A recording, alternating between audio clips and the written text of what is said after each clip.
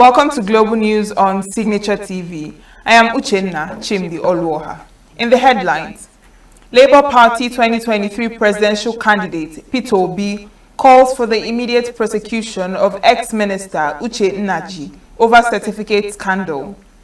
Senate President Godswill Akpabio laments acute hunger facing 33 million Nigerians. Netherlands Foreign Minister says Trump's plan for Gaza is a unique opportunity. And 4 dead as 6-story building collapses in central Madrid. Details in a moment. Every second, every minute, every day, news is breaking, events occur, and there are new developments. At Signature TV, we follow these stories objectively, bringing all sides without bias, explaining the complex issues, breaking down the numbers, and investigating the issues behind the news. Anywhere and everywhere, near or far, wherever the news is, we will be there. Signature TV. News in your pocket.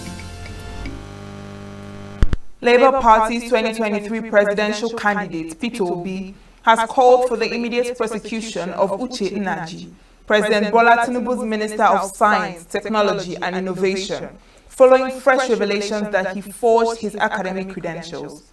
Reacting in a statement, Obi said the episode was symptomatic of a wider rot in Nigeria's leadership recruitment process. He lamented that Nigeria's electoral and governance systems allow candidates and appointees to scale through without proper scrutiny of their credentials. He urged that ahead of the 2027 elections, the Independent National Electoral Commission, Inec, must enforce stricter rules that would require all candidates and appointees to submit their certificates at least 6 months before elections, with details made public for verification. In the same vein, the former Vice President Atiku Abubakar has urged President Bola Tinubu to order the prosecution of the Minister of Science and Technology, Uche Nnaji.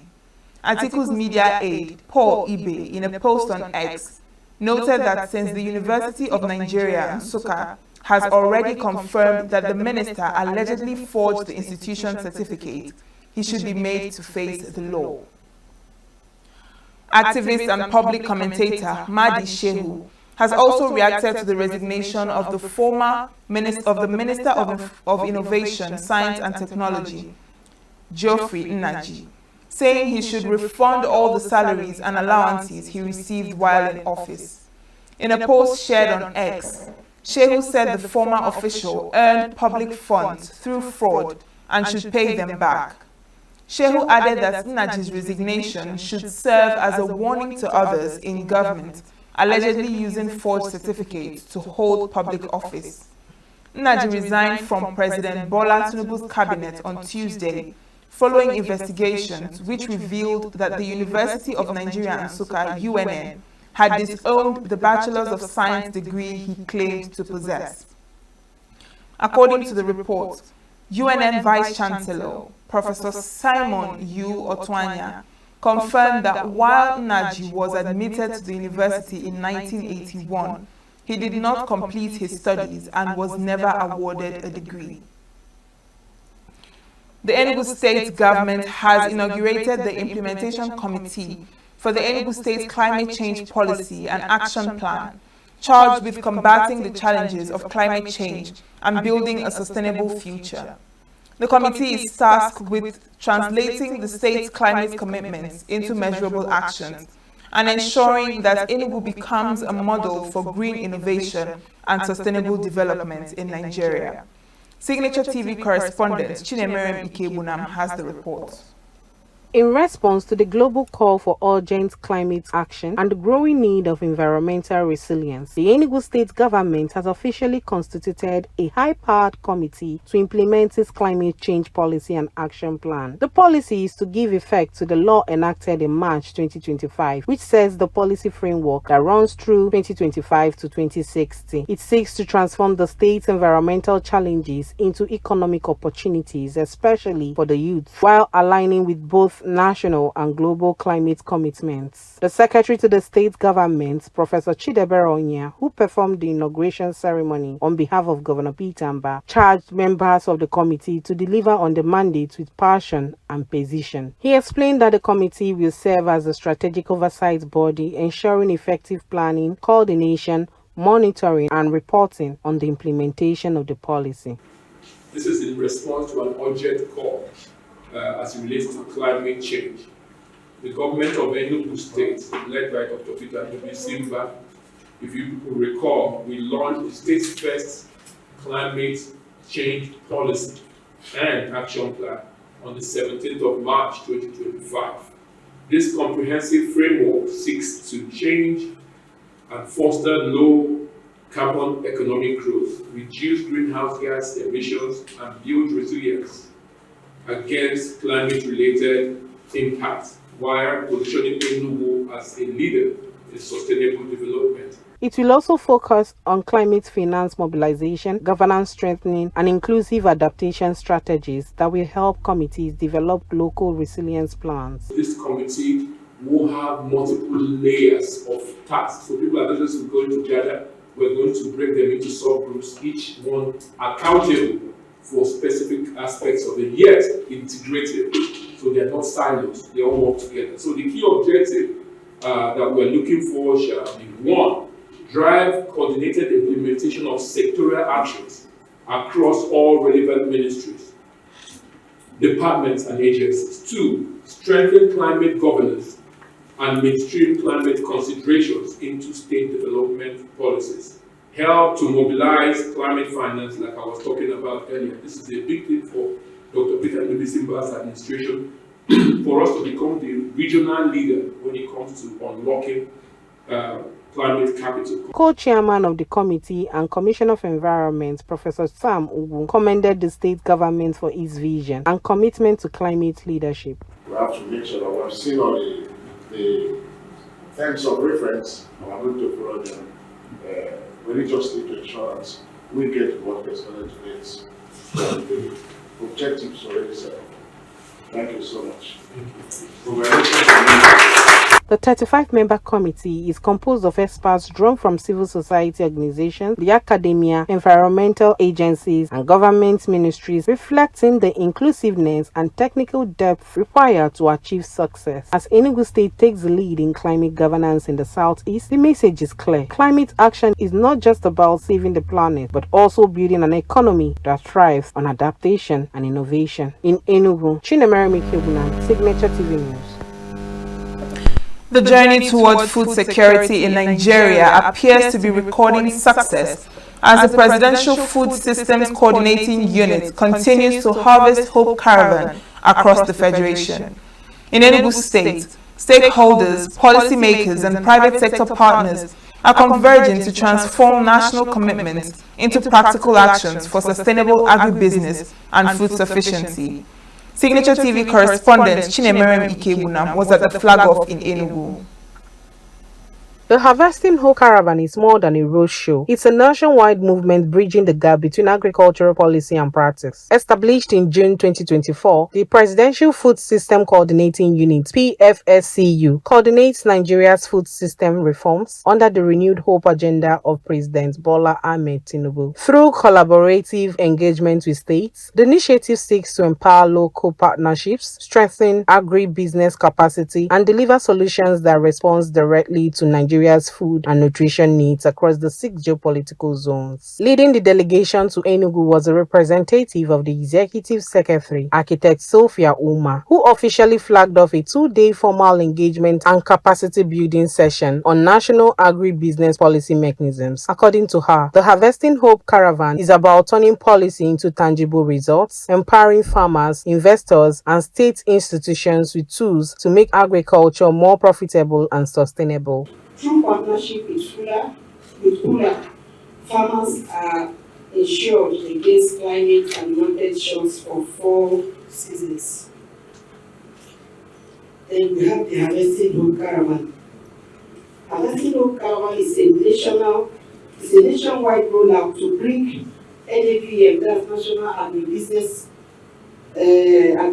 Policy Mechanism, to practice, from policy to practice. Supporting agencies including Leadway Assurance Company, Paul Foundation and Co. pledged total collaboration with the Enugu State Government. Representative of Leadway Assurance commended Enugu's food system strategy, emphasizing that agricultural insurance should be seen not just as compensation but as a strategic tool that builds farmer confidence, creates employment and guarantees food security. To ensure that they can go about their businesses seamlessly once they have their premium, once they have their coverage.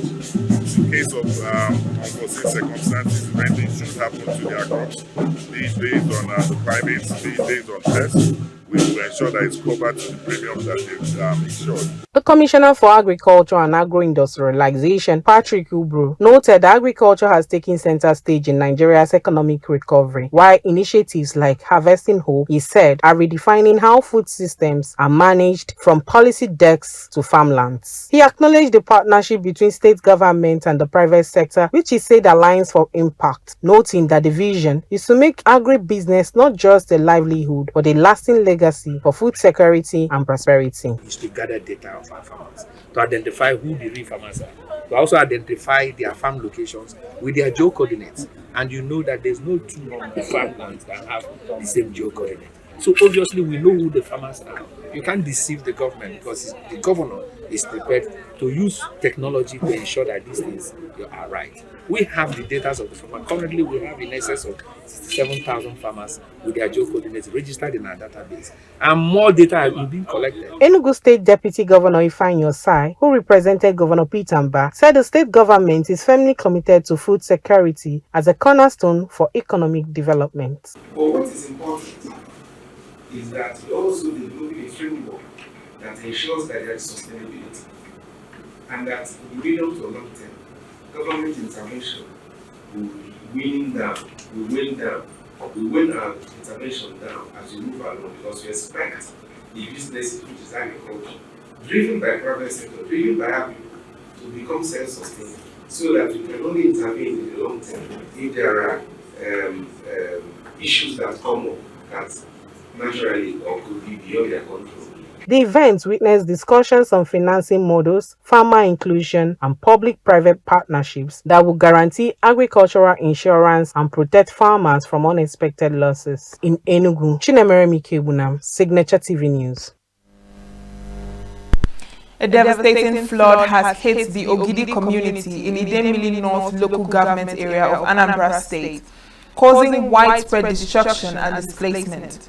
The flood, which was triggered by a heavy downpour on Tuesday that lasted for hours, submerged homes and businesses, leaving residents in agony. The downpour resulted in the artificial lake at Ukwoji Ogidi along Old Oka Road, reaching its brim, causing floodwaters to overflow into family houses and business premises. The residents are calling on the state government for urgent intervention. This is not the first time the community has experienced flooding, as similar incidents have occurred in the past due to blocked drainages and heavy rainfall. A coalition of civil society organizations has called for greater transparency and accountability in the application of the Basic Healthcare Provision Fund across primary healthcare centers in Anambra State. The CSOs, including the Tuberculosis TB Network and allied partners, made the demand during an advocacy visit to the Executive Secretary of the Anambra State Primary Healthcare Development Agency in Awka. Speaking on behalf of the coalition, the state coordinator of the ATM network, Ifi Onachukwu, represented by State Program Officer Onyekachi Ololo, emphasized the urgent need for efficient use of the BHCPF at the facility level. She noted that many PHCs across the state are plagued by shortages of essential drugs and medical consumables, undermining quality service delivery. Onachukwu also highlighted the importance of accurate and consistent documentation by officers in charge, OICs, of PHCs. She said proper record keeping would enable effective tracking of health outcomes and provide reliable data to inform policy decisions. The coalition further urged the government to prioritize gender-responsive healthcare delivery, by ensuring PHC facilities are inclusive, safe, and sensitive to the needs of women, girls, and persons living with disabilities. They also advocated for strengthened maternal and child health services, including robust referral systems between PHCs and secondary health facilities to curb preventable maternal and child deaths. In her response, the Executive Secretary of ASPHCDA commended the CSOs for their continued engagement and advocacy. She reaffirmed the agency's commitment to enhancing transparency in the disbursement and monitoring of BHCPA resources. She added that the agency would intensify supervision of PHC documentation practices and take steps to institutionalize gender-sensitive approaches to healthcare delivery. The meeting concluded with a renewed commitment between the CSOs and ASPHCDA to collaborate on regular monitoring, accountability tracking, and capacity building sessions for PHC personnel. The coalition pledged to sustain its advocacy for improved health financing and strengthened service delivery at the primary healthcare level in Anambra State. The President of the Nigerian Senate, Godswill Akpabio, has expressed concern over the food deficit in the country. Akpabio, who stated this at the resumption of plenary in Abuja after over a 2-month recess, lamented the fact that over 33 million Nigerians currently suffer from acute hunger.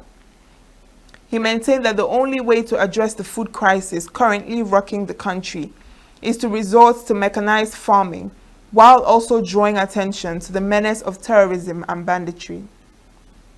A crisis demanding urgent legislative attention, particularly in areas of agriculture, rural roads, irrigation, and mechanization. This must be introduced. Hunger cannot be defeated with words. Hunger requires policy direction, diligent budgeting, and willpower to defeat it. Our people do not look to us for lamentations. That is not why they voted us.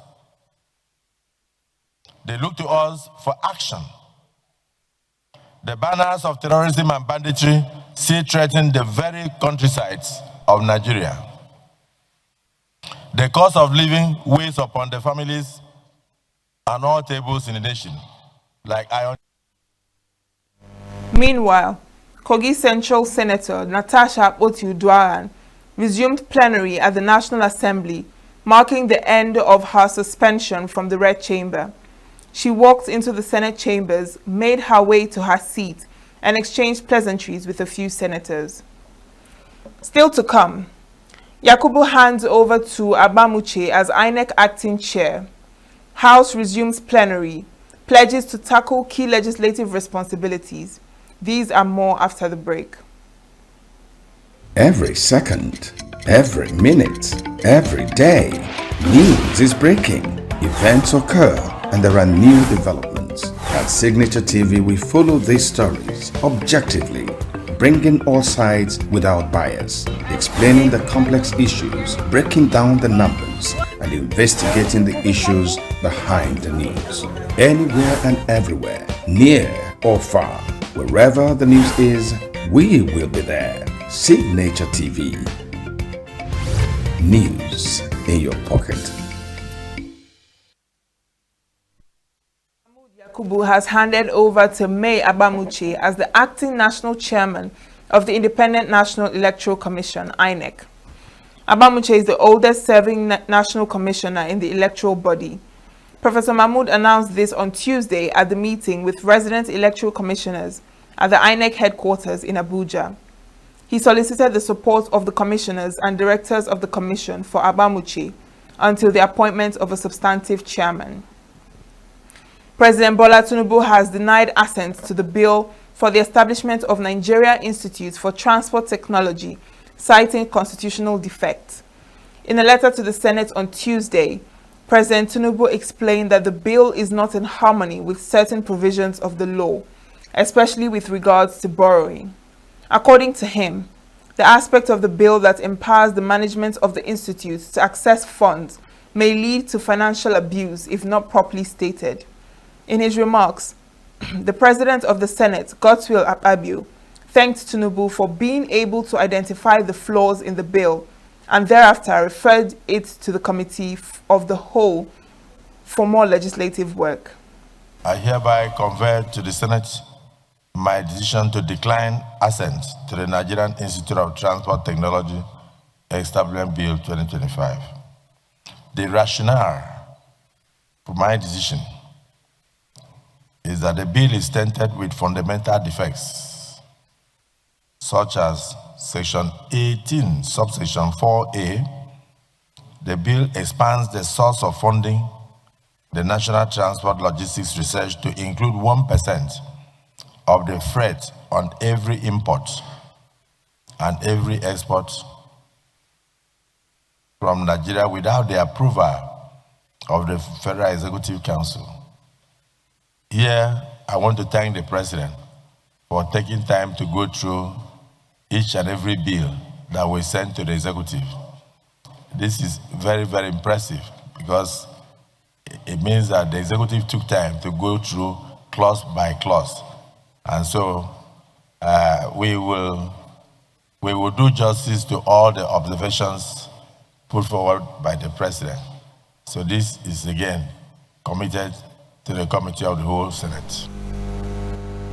President Bola Tinubu has requested the House of Representatives to pass a resolution to raise external capital in the sum of US dollars 2.35 billion and a standalone sovereign sukuk of up to USD 500 million. As contained in a letter, the President addressed the House and read by its Speaker, Tajuddin Abbas, during resumption of the over 2 months recess. The above sum comprise of new external borrowing in the 2025 Appropriation Act, $1,229,113,000, and refinancing of maturing Euro bonds, $1,118,352,000. According to the letter, the sum will be sourced through any of the following options: issuance of Euro bonds, bridge finance facility from book runners, loan syndication, and direct borrowing from international financial institutions. President Tinubu explained that the USD 500 million sovereign sukuk is with or without credit enhancement from the Islamic Corporation for the Insurance of Investment and Export Credit. The House of Representatives has resumed plenary after its annual 2 months recess, with lawmakers returning to tackle key legislative responsibilities. In his welcome address, Speaker Tajuddin Abbas emphasized the importance of the legislature's role in Nigeria's progress, particularly in providing rigorous oversight and crafting sound laws. He noted that the renewed hope government of President Bola Ahmed Tinubu has pursued reforms to stabilize the economy, enhance security, and attract investment. The Speaker further highlighted the significance of the lawmakers' interactions with their constituents during the recess, which provided valuable insights into the real struggles and expectations of citizens. According to Tajuddin, the legislature must respond effectively to the needs of the people and work towards improving their daily lives, stressing that the lawmakers' engagement with their constituents is crucial in informing legislative decisions and ensuring that the needs of the people are addressed. We resume today at a pivotal midpoint in the life of the 10th Assembly. The responsibilities before us are substantial, and the progress we made so far is meaningful but incomplete. The Nigerian people look to us for more. They expect deliberate action that improves their daily lives. The renewed government of President Bola Ahmed Tinubu has pursued reforms to stabilize the economy, enhance security, and attract investment. These efforts require a legislature that provides rigorous oversight, crafts sound laws, and engages constructively with all arms of government. Speaker of the House of Representatives, Tajuddin Abbas, has commended members of the parliament for working together in unity and harmony for the common good of Nigerians. Speaker Abbas gave the commendation shortly after an executive session by members of the House as the National Assembly resumed plenary on Tuesday after its annual recess. There were reports of conflicts among opposition members in the minority caucus, but the lawmakers resumed on Tuesday for the session in a peaceful atmosphere. The Speaker noted that the 10th House now has a reputation for stability and quality leadership. He therefore urged them to remain united and to continue addressing any issues that arise through dialogue, ensuring that the House stays strong and focused on delivering for the Nigerian people. Rivers State Governor Similai Fubara has assured residents of the Emoha local government area that the Emoha-Obakiri-Ebelu Road project will be completed by the end of December 2025. The governor gave the assurance on Tuesday during an inspection tour of two major road projects in the area, marking one of his first project oversight visits since returning from a period of political tension in the state. The projects under review include the 9.7 kilometers Emoha-Obakiri-Ebelu Road, which connects 6 communities to the East-West Road, and the expansive 19.7 kilometers Buguma, Abalama, Tema, Degema, Abonema Road, which features 7 bridges and serves as a key route to Kalabari Kingdom. Speaking during the inspection, Governor Fubara described the Emoha-Obakiri route as a very critical project, emphasizing its strategic role in enhancing connectivity and economic activity for residents of the area.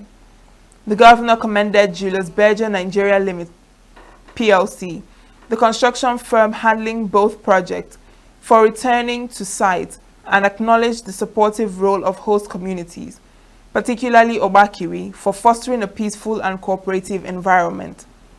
Fubara reiterated his administration's commitment to infrastructure development under the Rivers First agenda, promising that the Emoha-Obakiri-Ebelu Road will be delivered on time.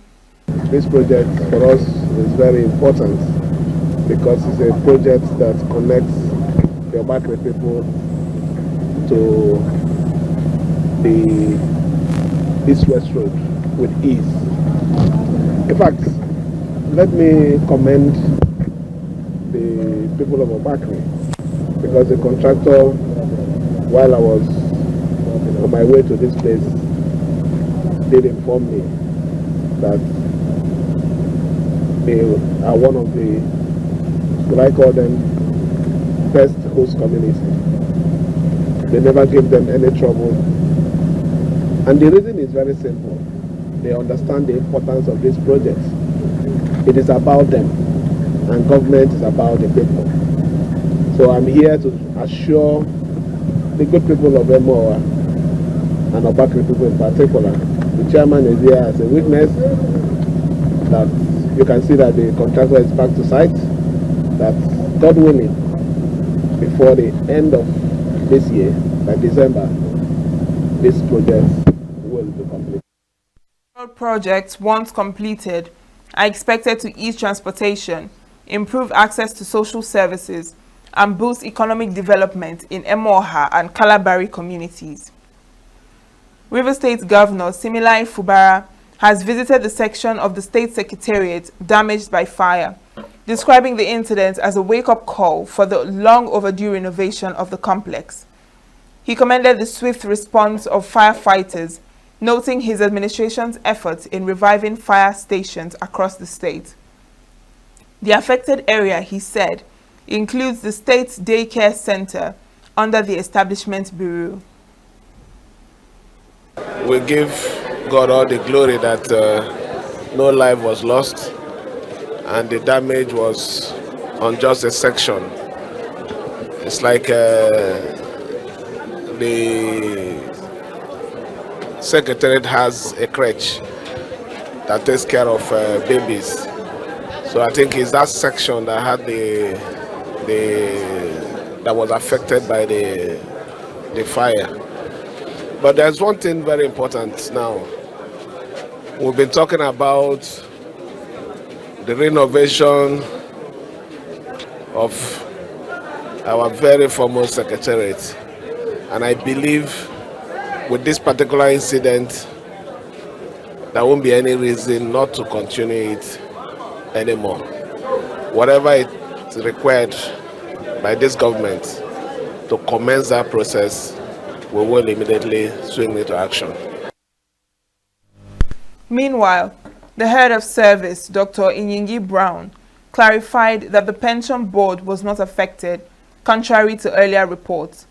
She confirmed that the fire hit the civil service clinic and daycare, possibly due to an electrical fault, though investigations are ongoing. Nursing mothers in the secretariat keep their babies, but they had closed at the time the fire started. The clinic, the smoke affected our civil servants' place. Your colleagues before now had approached me and we've taken them to the pension board to see that the fire did not get anywhere near the pension board or near the audit department for pensions. So far, the areas affected. So basically, authorities have warned against entry into the affected building until the extent of damage is fully assessed. Coming up next is business news.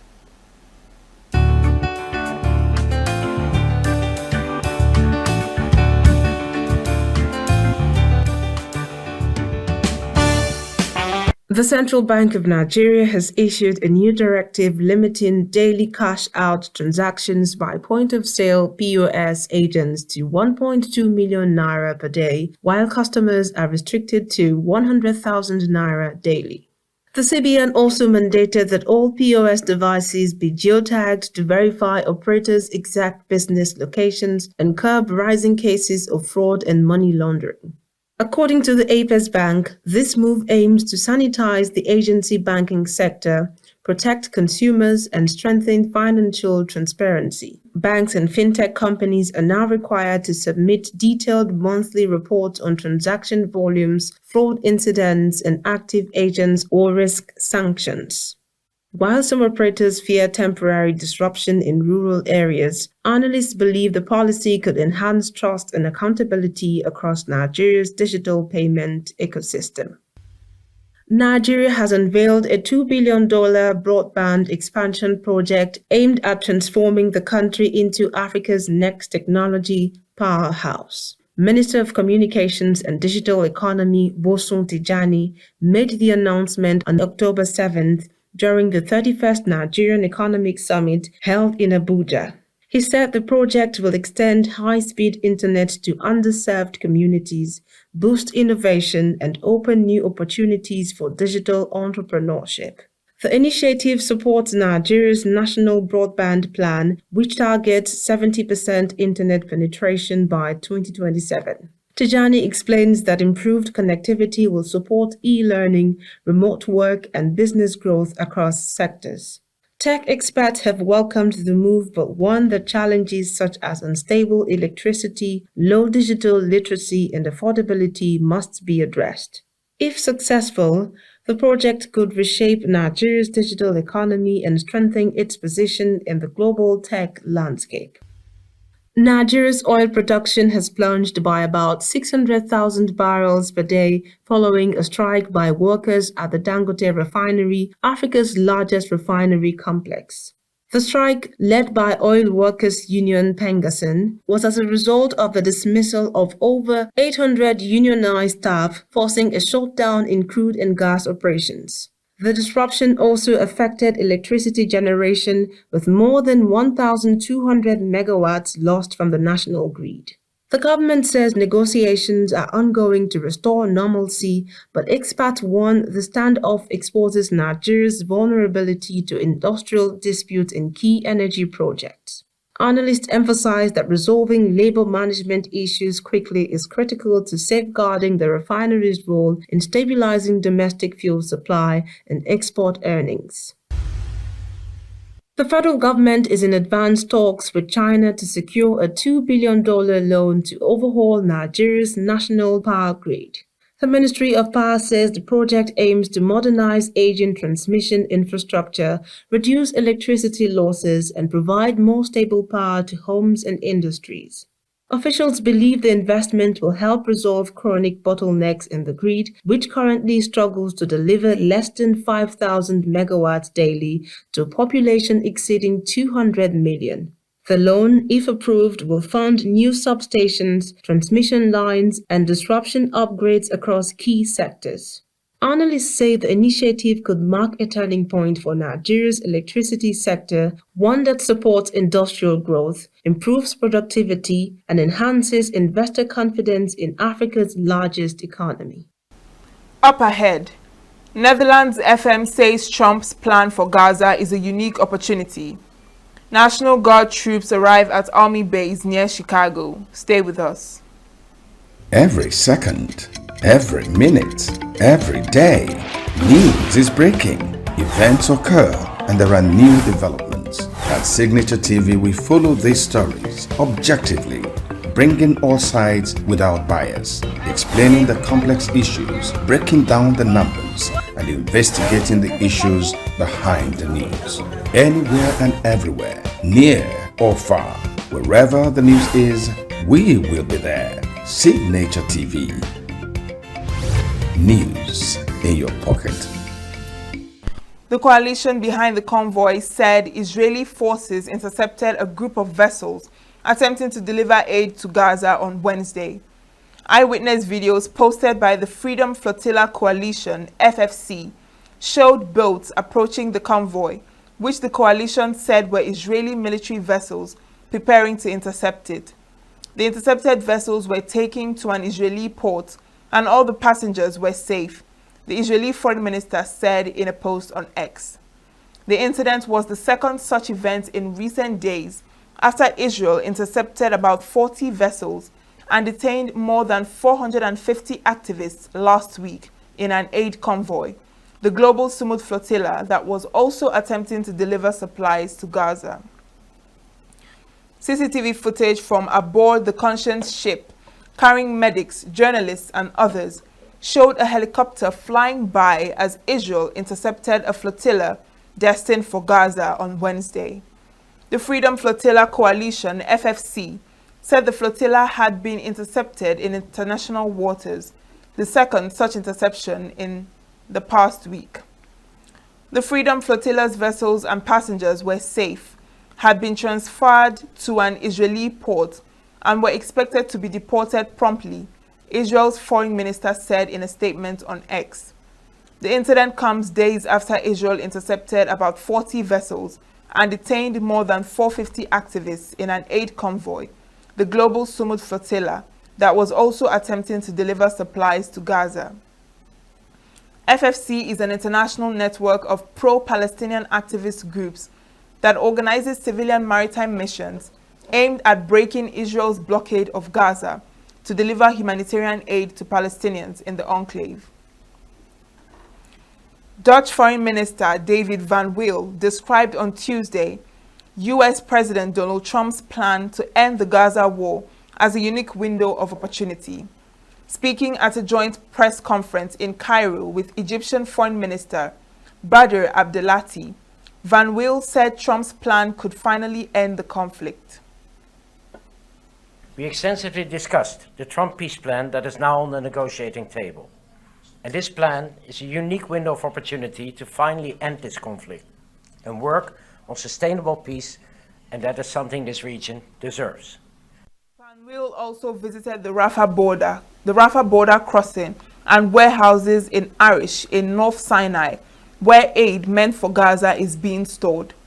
The talks in Egypt on the U.S. president's plan are widely seen as the most promising yet for ending a war that has killed tens of thousands of Palestinians and devastated Gaza since the October 7, 2023 attack on Israel, which killed 1,200 people. Ukrainian President Volodymyr Zelensky accused Russia on Tuesday of using oil tankers for intelligence gathering and sabotage operations. Zelensky, in his nightly video address after receiving a briefing from Ukraine's foreign intelligence chief, said he was sharing this information with partners and it is important that their response to Russia be real. Zelensky said Foreign Intelligence Chief Ole Ivashchenko described in his report how Russia was using tankers from its shadow fleet to conduct sabotage and destabilizing operations in Europe. The intelligence chief also reported in detail on how Russia uses tankers from its shadow fleet, not only to finance the war but also to conduct sabotage and destabilization operations in Europe. Recent cases of drones being launched from tankers are one such example. We are sharing this information with partners, and it is important that their response to Russia be real. Meetings and negotiations with partners, both public and confidential, will continue. We keep insisting that there must be no hesitation in taking decisive action. Russians must know that none of their destructive acts will go unanswered by the world. Italian Prime Minister Giorgia Meloni said on Tuesday that she and 2 of her ministers had been reported to the International Criminal Court for alleged complicity in genocide in connection with Israel's offensive in Gaza. Speaking in an interview with state television company, Meloni said Defense Minister Guido Crosetto and Foreign Minister Antonio Tajani had been denounced, and also Roberto Cingolani, the head of Defense Group. In other remarks, Meloni said she believed that US President Donald Trump had come to the conclusion that Russia was not interested in a peace deal with Ukraine. Spanish emergency services have recovered the bodies of 4 people from beneath the rubble of a 6-story building that collapsed in central Madrid while being refurbished into a hotel, local authorities said on Wednesday. The victims have been identified as 3 men aged between 30 and 50 from Ecuador, Mali, and Guinea-Conakry, and employed at the site as construction workers, as well as a 30-year-old woman, the renovation project architect. Their remains were found early on Wednesday, nearly 15 hours after the collapse of the building's interior structure that left its facade intact, in a search and rescue operation in which police and firefighters deployed drones and sniffer dogs. 3 other construction workers were injured. Donald Trump's threat to invoke a federal anti-insurrection law to expand his deployment of military personnel to U.S. cities has intensified his legal battle with Democratic-led cities over presidential authority, as hundreds of National Guard troops from Texas on Tuesday prepared to patrol the streets of Chicago. The president told reporters on Monday he would consider utilizing the Insurrection Act, a law enacted more than 2 centuries ago, to sidestep any court rulings restricting his orders to send Guard troops into cities over the objections of local and state officials. Under federal law, National Guard and other military troops are generally prohibited from conducting civilian law enforcement. But the Insurrection Act operates as an exception to that rule and would give troops the power to directly police and arrest people. Using the act would represent a significant escalation of Trump's campaign to deploy the military to democratic cities, an extraordinary assertion of presidential power. Last week, in a speech to top military commanders, Trump suggested using U.S. cities as training grounds for the armed forces, alarming Democrats and civil liberties groups. Trump has ordered Guard troops to Chicago, the 3rd largest U.S. city, and Portland, Oregon, following his earlier deployments to Los Angeles and Washington, D.C.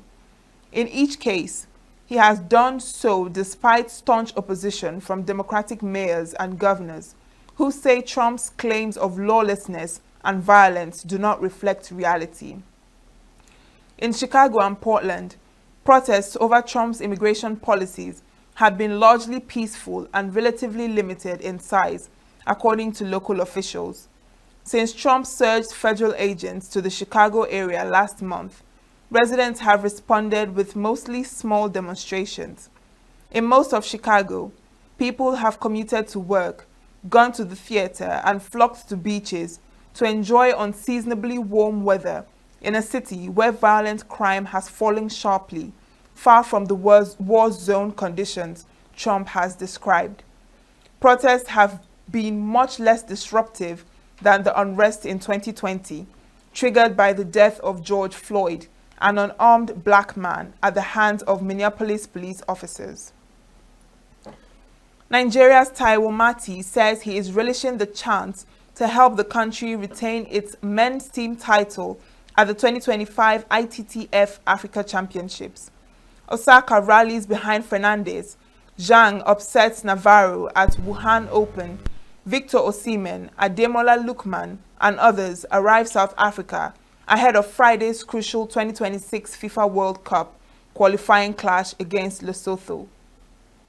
Welcome to Sports News on Signature TV. In table tennis, Nigeria's Taiwo Mati says he is relishing the chance to help the country retain its men's team title at the 2025 ITTF African Championships, which begins on October 12th in Tunis. Nigeria will again face stiff competition from perennial rivals Egypt, who can boast of a deep and technically gifted team. But Mati insists that the Nigerians have the energy, belief, and hunger to challenge for gold. The youngster also praised the Nigerian Table Tennis Federation for its renewed focus on youth development, which he said has begun to produce tangible results. In tennis, Naomi Osaka rallied to defeat Leila Fernandez 4-6, 7-5, 6-3 on October the 7th, advancing to the second round of the Wuhan Open after her first return to the Chinese city since 2017. Fernandez, who famously ousted Osaka at the 2021 US Open, converted a break point in the opening set and showcased consistent serving. However, Osaka intensified her service return pressure in a second set marked by 5 breaks and ultimately overcame the 2021 finalists in the deciding set. In football, at least 17 Super Eagles players, including star forwards Victor Osimhen and Ademola Lookman, have arrived in Polokwane, South Africa, as Nigeria intensifies preparations for Friday's crucial 2026 FIFA World Cup qualifying clash against Lesotho. Among those already in camp are William Truss Ekong, Wilfred Ndidi, Bruno Onyemechi, Terem Murphy, Moses Simon, Calvin Bassey, Alex Iwobi, Samuel Chukwueze, Frank Onyeka, and Tolu Oroko Dare. Also present are returnee defenders Semi Ajayi and goalkeepers Stanley Nwabali, Adebayo Adeleye, and Amas Obasoge, who have all linked up with the coaching staff ahead of full team training sections. The 3-time African champions will face Lesotho on Friday in Polokwane in what is expected to be a decisive must-win encounter. England and Portugal are in pole positions to win their respective 2026 World Cup qualifying groups with 2 games to spare, with several other European nations also hoping to secure berth at the finals in the upcoming matches. Norway may also be only 1 victory away from reaching the tournament for the first time since 1998, which will leave Italy staring at the 3rd successive World Cup watching from the sidelines. Portugal racked up 8 goals in their first 2 qualifiers in September and will likely need just 2 more wins over the international break to wrap up top spot in Group F. Portugal are targeting a 7th successive World Cup appearance. And that's a wrap on Sports News on Signature TV. I am Raymond Ken Mbata. That's the news this hour. I am Uchenna Chimdi Oluoha. Thanks for watching.